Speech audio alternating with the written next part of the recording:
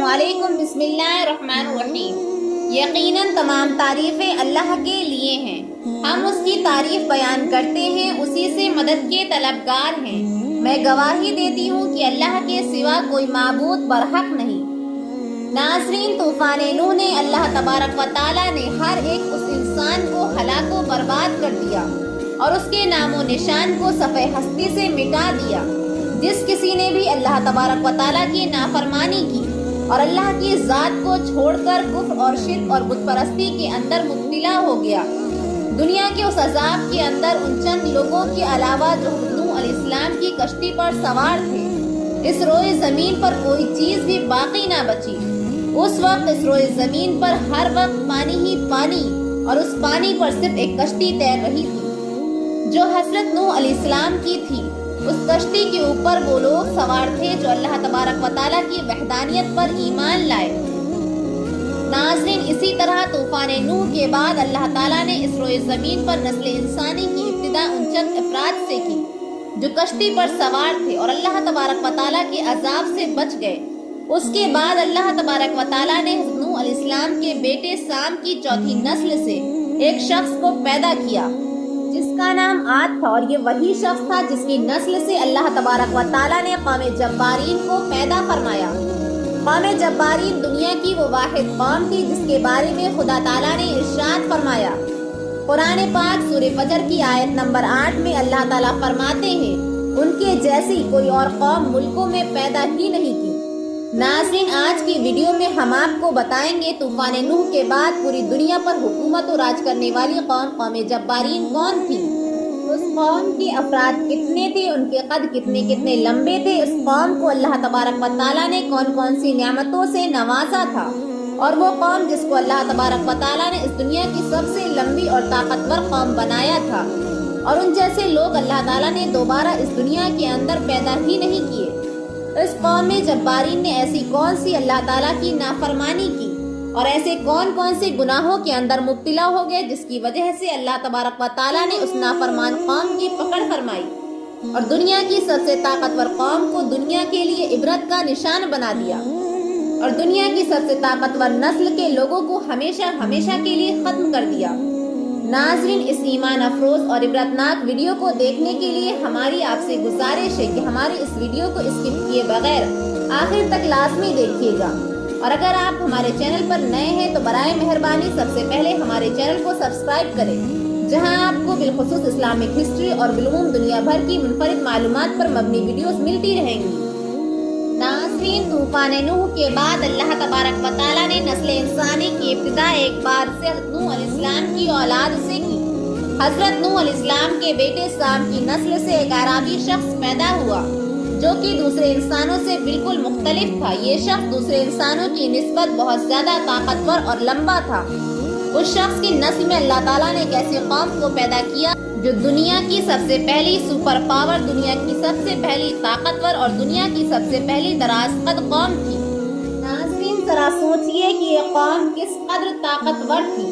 اور دراز قد قوم تھی، جس کے بارے میں اللہ تعالیٰ خود فرما رہے ہیں کہ میں نے اس کی جیسی قوم اور ملکوں میں پیدا ہی نہیں کی۔ یہ قوم ارم نامی بستی کے اندر آباد تھی، اور اس قوم کو اللہ تبارک و تعالیٰ نے اپنے فن سے نوازا تھا کہ بڑے بڑے پہاڑوں اور پتھروں کو تراش کر ان کے اندر خوبصورت محلات بنایا کرتے تھے اور انہی محلات کے اندر اپنی زندگی گزارا کرتے تھے، جیسا کہ قرآن مجید میں اللہ تعالیٰ ارشاد فرماتا ہے، اور بلند ستونوں والے۔ ناظرین، اس دور کے اندر ارم ایک ایسا خوبصورت شہر تھا کہ اس کے اندر اللہ تبارک و تعالیٰ نے ہر طرح کی خوبصورتی اور ہر طرح کی نعمت دے رکھی تھی۔ ہر طرف سرسبز و شاداب باغات اور طرح طرح کے بے شمار پھل اور اناج موجود تھے۔ اسی طرح اللہ تعالیٰ نے اس قوم کو بے پناہ طاقت کے ساتھ ہر طرح کی نعمت کے ساتھ نوازا تھا۔ کسی دور کے اندر جو علاقہ دنیا کا حسین و ترین علاقہ ہوا کرتا تھا اور جس علاقے کے اندر دنیا کی سب سے طاقتور قوم آباد تھی،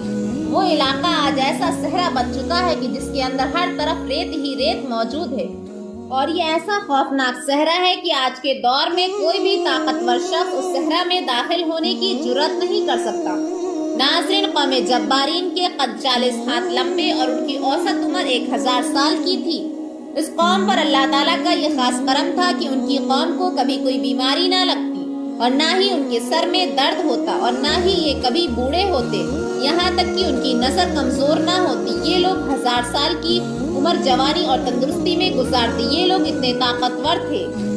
اور ان کی عورتیں ایک ہی مرتبہ میں حاملہ ہو جاتی، اور یہی وجہ ہے کہ جس کی وجہ سے اس قوم کی نسل بہت زیادہ بڑھی، اور اسی وجہ سے اس قوم نے پوری دنیا کے اندر اپنا اثر و رسوخ پیدا کر لیا اور دنیا کی سب سے سپر پاور قوم بن گئی۔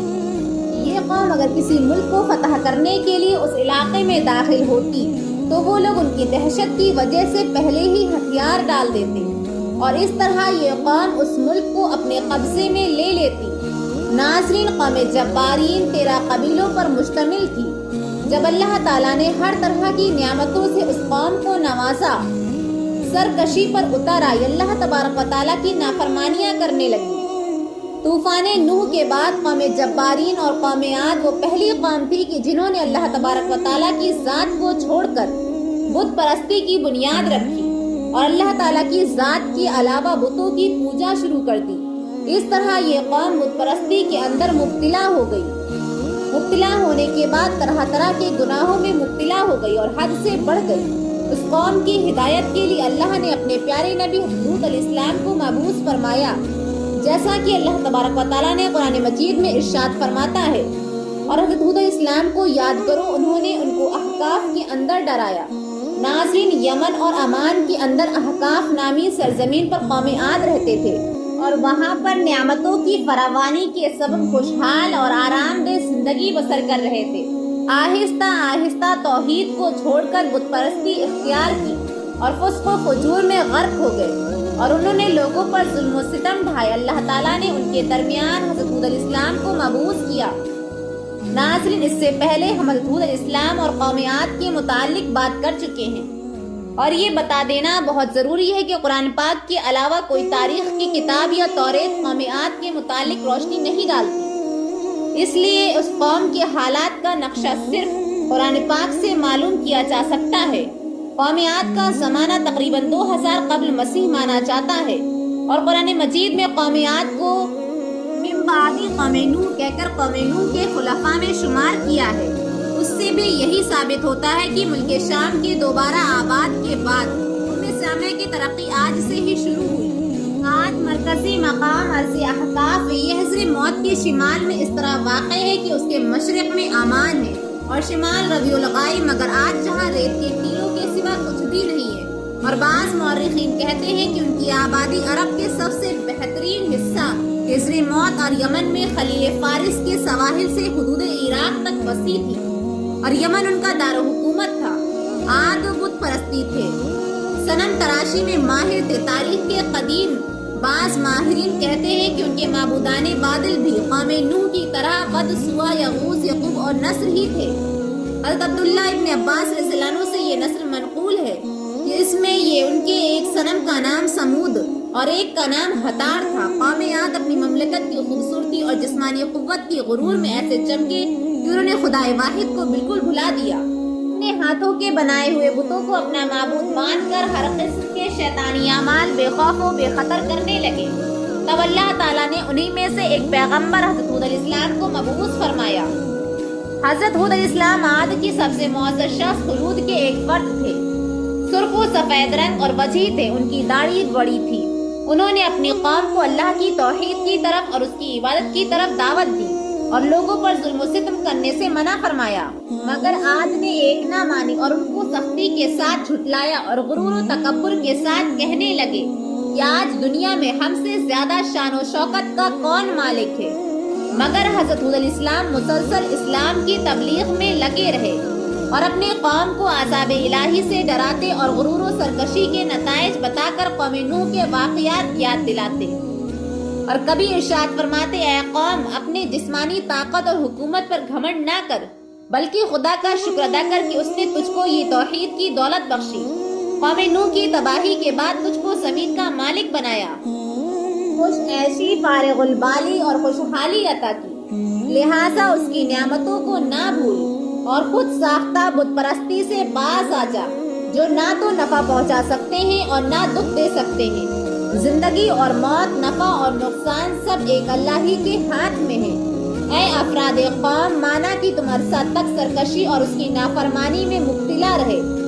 مگر آج بھی اگر توبہ کر لو اور باز آ جاؤ تو اس کی رحمت وسیع ہے اور وہ دروازہ توبہ بند نہیں ہوا ہے۔ اس سے مغفرت چاہو وہ بخش دے گا، اس کی طرف رجوع ہو جاؤ وہ معاف کر دے گا۔ تقویٰ طہارت کی زندگی اختیار کر لو اور وہ تم کو دن دوگنی رات چوگنی ترقی عطا کرے گا، بش از بش عزت عطا کرے گا اور مال و عزت میں سرفرازی بخشے گا۔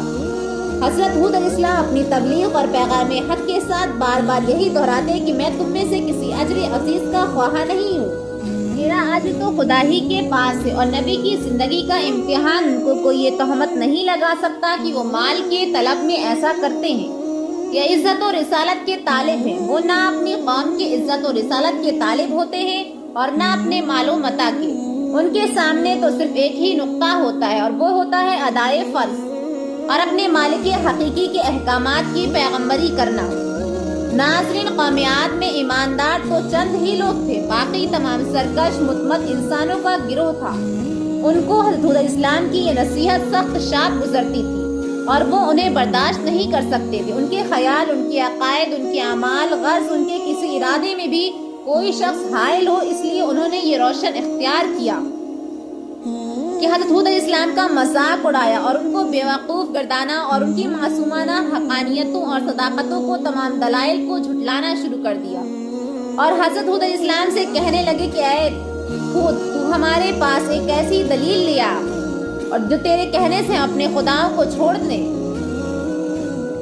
اور حضرت ہود علیہ السلام سے کہنے لگے اے ہود، تو ہمارے پاس ایک دلیل بھی نہیں لایا اور تیرے کہنے سے اپنے خداؤں کو چھوڑنے والے نہیں،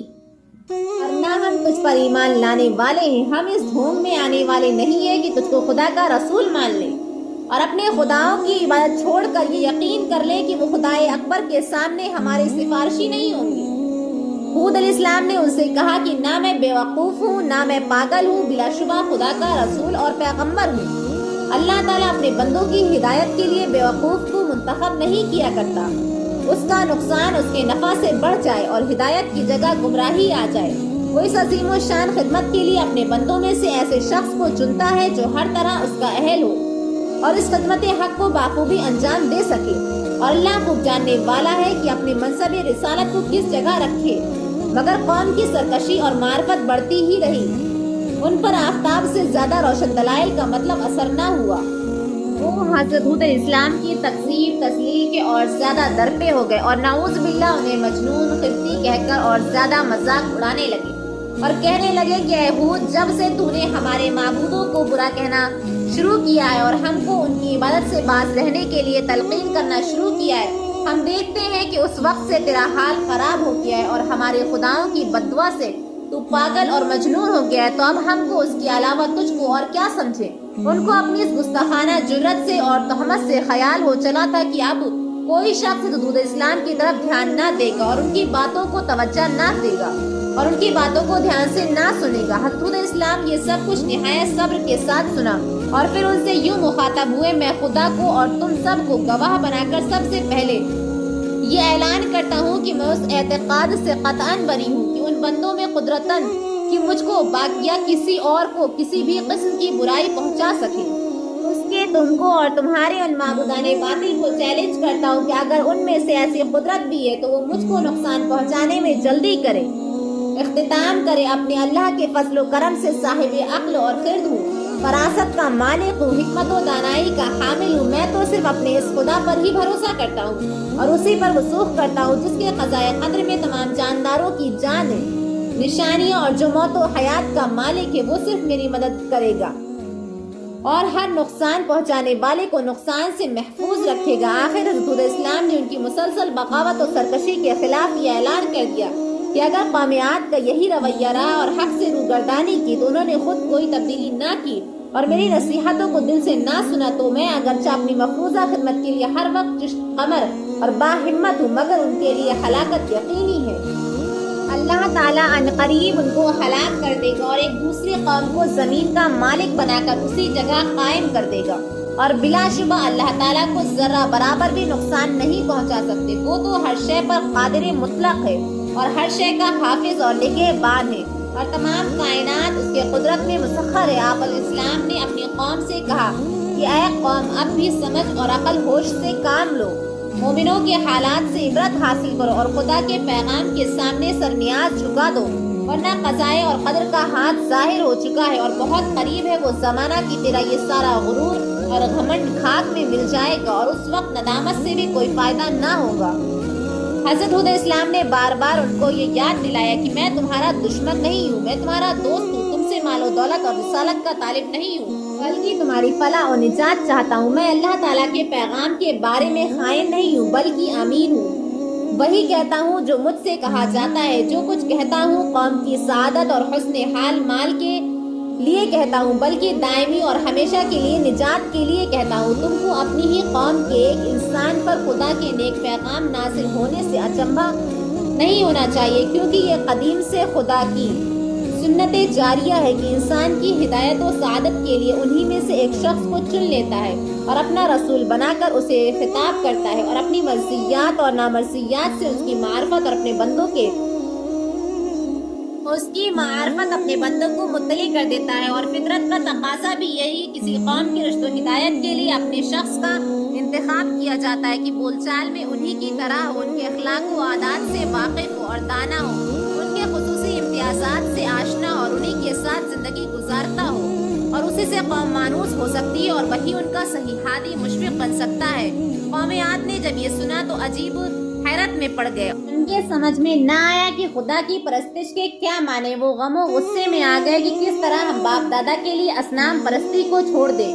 یہ تو ہماری اور ہمارے باپ دادا کی سخت توہین ہے۔ ان کا غیظ و غضب بھڑک اٹھا، ان کو کافر اور مشرک کیوں کہا جاتا ہے جبکہ وہ بتوں کو خدا کے سامنے اپنا شفیع مانتے ہیں۔ ان کے نزدیک خود الاسلام کی بات مان لینے میں ان کے معبودوں اور بزرگوں کی توہین تھی، جن کو وہ خدائے اکبر کی بارگاہ میں اپنا وسیلہ اور شفیع مانتے ہیں، اور اسی کے لیے ان تصویروں اور مجسموں کو پوجتے ہیں کہ وہ خوش ہو کر ہماری سفارش کریں اور عذاب الہی سے نجات دلائیں گے۔ آخر میں وہ شعلے کی طرح بھڑک اٹھے اور حضرت ہود علیہ السلام سے بگڑ کر کہنے لگے، تو نے ہم کو اپنے خدا کے عذاب کی دھمکی دی اور ہم کو اس سے یہ کہہ کر ڈرایا کہ میں تم پر بڑے دن کے عذاب آنے سے ڈرتا ہوں، کہیں تم اس کے مستحق نہ ٹھہر جاؤ۔ تو اے ہود، اب ہم سے تیری یہ روز روز کی نصیحتیں نہیں سنی جاتی، اگر تو واقعی سچا ہے تو عذاب جلد لیا کہ ہمارا تیرا قصہ پاک ہو، جس کا ذکر قرآن پاک میں ان الفاظ میں ہوا ہے، بس لا تو ہمارے پاس اس شے کا جس کا تو ہم سے وعدہ کرتا ہے، اگر تو واقعی سچوں میں سے ہو۔ حضرت ہود اسلام نے جواب دیا کہ اگر میری مخلصانہ اور صادقانہ ناصح کا یہی جواب ہے تو بسم اللہ، اور تم کو عذاب کا اتنا ہی شوق ہے تو وہ بھی کچھ دور نہیں، بلا شبہ تمہارے پروردگار کی جانب سے تم پر عذاب اور غضب آ پہنچا۔ تم کو شرم نہیں آتی کہ تم چند خود ساختہ بتوں کو ان کے نام گڑھ کر پکارتے ہو، اور تم اور تمہارے آبا و اجداد ان کو خدا کی دی ہوئی دلیل کے بغیر من گھڑت طریقے سے ان کو اپنا شفیع اور سفارشی مانتے ہیں۔ میری روشن دلائل سے انحراف اور سرکشی کر کے ذات کے طالب ہوتے ہو۔ اگر ایسا ہی شوق ہے تو اب تم انتظار کرو اور میں بھی انتظار کرتا ہوں کہ وقت قریب آن پہنچا۔ قرآن کریم میں ہے کہ کیا تم مجھ سے ان من گھڑت کاموں یعنی بتوں کے بارے میں جھگڑتے ہو جس کو تم نے اور تمہارے باپ داداؤں نے گڑھ لیا، جس کے متعلق تمہارے پاس خدا کی کوئی حجت نہیں آئی؟ بس تم عذاب الہی کا انتظار کرو، میں بھی تمہارے ساتھ اس کا انتظار کرتا ہوں۔ ناظرین، مختصراً قوم ہود کی انتہائی شرارتوں اور بغاوت اور اپنے پیغمبر کی تعلیم سے بے پناہ بغض کی پاداش عمل اور قانون جزا کا وقت آن پہنچا اور غیرت ہے حق حرکت میں آئی۔ جب حضرت ہود اسلام کے بار بار دعوت حق دینے کے باوجود یہ قوم بت پرستی اور زناکاری اور طرح طرح کی برائیوں سے باز نہ آئے تو اس وقت حضرت ہود اسلام نے اللہ تبارک و تعالیٰ کی بارگاہ میں دعا کی کہ یا رب العالمین، اس قوم پر اپنا دردناک عذاب نازل فرما۔ تو اللہ تعالیٰ نے اپنے پیارے نبی حضرت ہود علیہ السلام کی دعا کو قبول کرتے ہوئے اس قوم پر اپنے دردناک عذاب کی ابتدا کی۔ چنانچہ اللہ تبارک و تعالیٰ نے بارش برسانے والے فرشتوں کو حکم دیا کہ اس روئے زمین پر بارش نہ برسائے، اور چشموں کے چلانے والے فرشتوں کو حکم دیا کہ وہ اس روئے زمین کے سارے چشموں کو خشک کر دیا جائے۔ चुनांचा उसके बाद अल्लाह तबारक व तआला के हुक्म के मुताबिक देखते ही देखते वो इलाका जो कल तक सरसब्ज़ व शादाब था और जिस इलाके में हर तरफ खूबसूरत बागात है वो खुश्क होने लगा और उस कदर खुश्क हो गया कि उस कौम के पास खाने पीने के लिए कुछ न था। उनके मवेशी भूख और प्यास की वजह से मरने लगे और इस कौम के लोग पानी के लिए तरसने लगे। इस तरह अल्लाह तबारक व तआला ने उस कौम पर अपना पहला अजाब नाज़िल फरमाया और पूरी कौम खुश्कसाली का शिकार हो गई और इस अजाब का सिलसिला मुसलसल 3 सालों तक जारी रहा। जब इस कौम की हालत इस कहत साली की वजह से गैर हो गई तो हज़रत हूद इस्लाम से अपनी कौम की यह हालत देखी ना जा रही थी। उस वक्त हज़रत हूद इस्लाम ने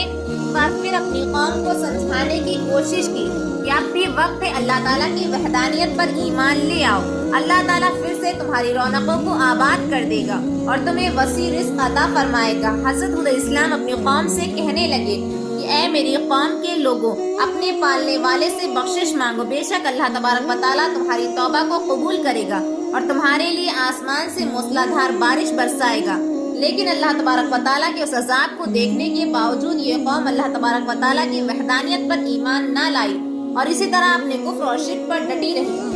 इस कौम के बदबख्त लोग हज़रत हूद इस्लाम से कहने लगे कि तुम हमारे पास कौन सी दलील लेकर आए हो और हम तुम्हारे कहने की वजह से अपने बाप दादा का दीन कैसे छोड़ देंगे, बल्कि ये समझते हैं कि तुम मजनून हो और हमारे खुदाओं में से किसी खुदा ने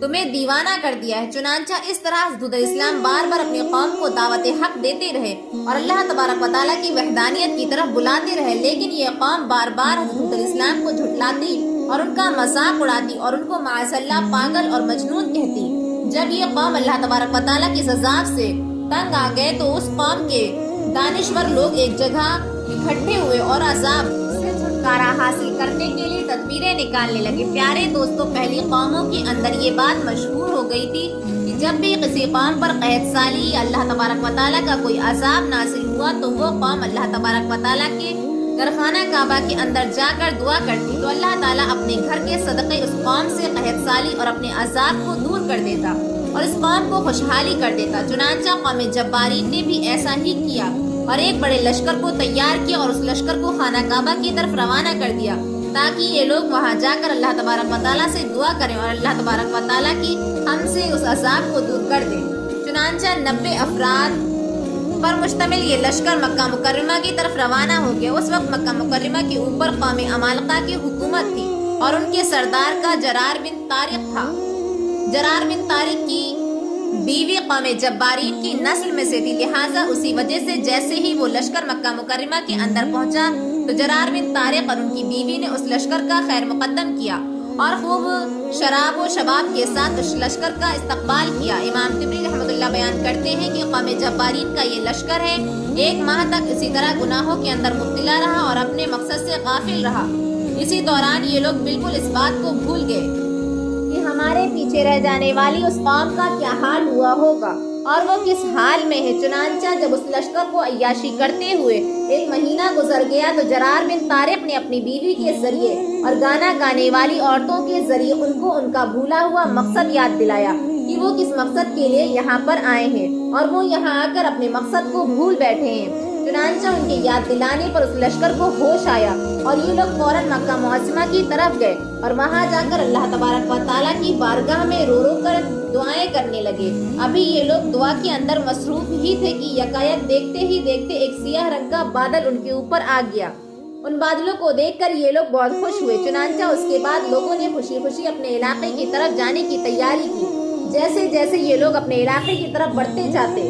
वैसे वैसे ये बादल भी उनके पीछे इस इलाके की तरफ बढ़ते जाते। इस तरह जब ये लश्कर अपने इलाके के करीब आया और जब हज़रत हूद इस्लाम ने उन काले बादलों को देखा तो हज़रत हूद इस्लाम फौरन समझ गए कि ये बादल फौरन बारिश लेकर नहीं बल्कि अल्लाह तबारक व तआला का दर्दनाक अजाब लेकर आ रहे हैं। चुनांचा जिन बादलों को देखकर ये लोग खुश हो रहे थे और बारिश समझ रहे थे, दर हकीकत वो बादल अल्लाह तबारक व तआला का दर्दनाक अजाब थे जो उन पर नाजिल होने वाला था। चुनांचा हज़रत इस्लाम ने अल्लाह तबारक व तआला के अजाब को देख लिया तो हज़रत इस्लाम ने एक मरतबा फिर अपनी कौम को समझाने की कोशिश की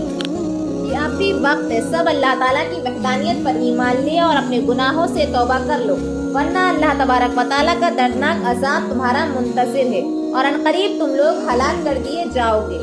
لیکن حضرت اسلام کی واضح نصیحت کا اس وقت بدبخت قوم پر کوئی بھی اثر نہ ہوا اور اس طرح حضرت اسلام کو جھٹلاتے رہے اور اپنے کفر و شرک پر ڈٹے رہے۔ چنانچہ حضرت اسلام کی یہ بات سننے کے بعد یہ قوم اپنی سرکشی سے باز نہ آئی اور اسی طرح حضرت اسلام کو جھٹلاتی رہی۔ آخری بار سمجھانے کے باوجود جب یہ قوم راہ حق پر نہ آئی تو اللہ تعالیٰ نے حضرت اسلام کو اس علاقے سے ہجرت کرنے کا حکم دیا۔ چنانچہ حضرت اسلام مومنین کو لے کر اس علاقے سے ہجرت کر گئے۔ جیسے ہی حضرت اسلام نے مومنین کے ساتھ اس علاقے سے قوم سے باہر رکھا تو وہ بادل مزید سیاہ ہوتے گئے اور دیکھتے ہی دیکھتے دردناک طوفان شروع ہو گیا۔ ان بادلوں کے اندر اللہ تعالیٰ کی طرف سے بھیجی ہوئی اس قدر دردناک ہوا تھی کہ جس نے اس قوم کے لوگوں کو چیونٹیوں کی طرح اٹھا کر پھینکنا شروع کر دیا، اور قوم جبارین کے وہ لوگ جو دنیا کی سب سے طاقتور قوم تھی، اس قوم کے لوگ تنکوں کی طرح ہواؤں میں اڑ رہے تھے۔ تن و من اور قوی ہیکل انسان جو اپنی جسمانی قوتوں کے گھمنڈ میں سرمست اور سرکش تھے، جس طرح بے حس و حرکت پڑے نظر آئے، جس طرح آندھی سے تناور درخت بے جان ہو کر گر جاتے ہیں، اور اسی طرح اس دردناک عذاب کے اندر قوم جبارین کے بدبخت لوگ مرنا شروع ہو گئے۔ اللہ تبارک و تعالیٰ کا یہ دردناک عذاب 7 راتوں اور 8 دن تک مسلسل جاری رہا۔ اس عذاب نے قوم جبارین کی بڑی بڑی عمارتوں اور محلات کو تباہ برباد کر دیا۔ اس قوم کے تمام تر نافرمان لوگ اس عذاب کے اندر ہلاک ہو گئے، اور دنیا کے سب سے طاقتور قوم کے شہر ارم تو اللہ تعالیٰ نے اسے نیست و نابود کر دیا اور ایک صحرا کے اندر تبدیل کر دیا، جو آج بھی دنیا کے لیے عبرت کا نشانہ بنا ہوا ہے۔ ناظرین، ان کو صفحہ ہستی سے مٹا دیا گیا تاکہ آنے والی نسلوں کے لیے عبرت بنے، اور دنیا اور آخرت کی لعنت اور عذاب ان پر مسلط کر دیا گیا کہ وہ اس کے زیادہ مستحق تھے، اور حضرت حود علیہ السلام اور مخلص پیروکار اللہ کی رحمت اور نعمت کی وجہ سے عذاب الہی سے محفوظ رہے اور سرکش قوم کی سرکشی اور بغاوت سے معمور ہو گئے۔ یہ عاد اولیٰ کی وہ داستان عبرت ہے جو اپنے اندر چشم عبرت کے بے شمار نصیحتیں رکھی ہے اور خدائے برتر کے احکام کی تعمیل اور تقوی اور طہارت کی زندگی کی جانب دعوت دیتی ہے، شرارت، سرکشی اور خدا کے احکام سے بغاوت کے انجام واسلوکی سے آگاہ کرتی ہے، اور وقتی خوش عیش پہ گھمنڈ کر کے نتیجے کی بدبختی پر مذاق اڑاتے سے ڈراتی ہے اور باز رکھتی ہے۔ غرض حضرت اسلام کے اس واقعے کا تفصیلی ذکر قرآن میں جسے عبرتناک آموز طریقے پر کیا ہے، اس کو پڑھیے اور عبرت حاصل کیجیے کہ دنیا اور آخرت کی سعادت کی فلاح کے لیے یہی بہترین ذخیرہ ہے۔ ناظرین، اگر آپ تاریخ عالم پر نظر دوڑائیں تو آپ کو معلوم ہو جائے گا کہ قوموں کے زوال کا ایک ہی سبب تھا، یعنی اللہ کی نافرمانی میں مبتلا ہو جانا اور اپنے وقت کے پیغمبروں کو جھٹلانا۔ اللہ کی قوم پر یکدم زوال نہیں کرتا اور نہ ہی اچانک ہلاک کیا کرتا ہے، بلکہ پہلے ان کے پاس اپنے بندوں کو بھیجتا ہے تاکہ وہ اس قوم کو اصلاح کر سکیں اور ان کو نصیحت کر سکیں۔ لیکن جب انہوں نے اس نصیحت کو ٹھکرایا اور اپنی منچاہی زندگی بسر کرنے لگے تو اللہ تعالیٰ نے ان کو مختلف طریقوں سے ہلاک کیا۔ ان قوموں پر جتنے بھی عذاب آئے وہ سب ان کی نافرمانیوں کی وجہ سے آئے، چاہے وہ نافرمانی کاروباری معاملات کی صورت میں ہو یا آپس میں تعلقات کی صورت میں ہو یا عبادات کی صورت میں ہو، یا اللہ تعالیٰ ان سے ان کی نافرمانیوں کی وجہ سے قیامت تک کے لیے آنے والی انسانیت کے لیے انہیں نشان عبرت بنائے۔ آج بھی دنیا میں کئی ایسے مقامات موجود ہیں جن کے آثار نمایاں ہیں، جو عذاباتوں کے افراد جدید سائنس بھی اپنے ریسرچ میں کر چکی ہے۔ جن باتوں کی وجہ سے وہ عذاب خداوندی کی لپیٹ میں آئے وہی جانے آج ہمارے معاشرے میں بھی نمایاں ہو چکی ہیں۔ جناب نبی صلی اللہ علیہ وسلم نے اللہ سے اپنی امت کے حق میں دعا کی کہ اللہ میری امت کو ہدایت دے اور ان کو پچھلی دیگر قوموں کے عذاب سے بچا۔ فرمایا جناب نبی کریم صلی اللہ علیہ وسلم کی اس دعائے مبارک سے آج ہم پچھلی دیگر قوموں کی طرح عذاب سے محفوظ ہیں۔ آج کے اس معاشرے میں ہماری انگنت معاشرتی اور کاروباری برائیوں کی وجہ سے مہنگائی کا بڑھنا، قتل و غارت کا پھیلنا، جھوٹ، غیبت، چوری مکاری اور خود غرضی کا پھیلنا، یہ سب قرآن اور اس کے احکام کی دوری کی وجہ سے ہے۔